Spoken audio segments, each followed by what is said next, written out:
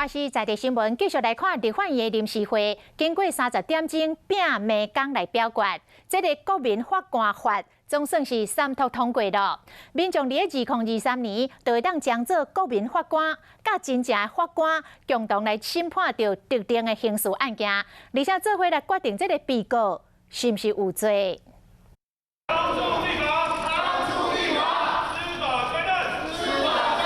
国民法官法三读进前，国民党立委抗议，民进党立委翕相比赞。国民法官法制定通过。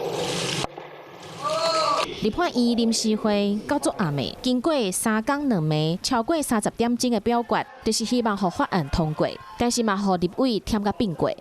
痛苦的大概就是一直很想睡觉，但是又必须要这个强撑哦。法案规定，国民法官的法庭3名职业法官、6名国民法官合审合判。国民法官的资格必须要满23岁，离地方法院的辖区住4个月以上。选任的时阵，袂当有偏见、轻视、差别待遇，心理上轻本刑10年以上有期徒刑，含故意犯罪发生死亡的结果判死，包括国民法官和法官至少要2/3以上同意。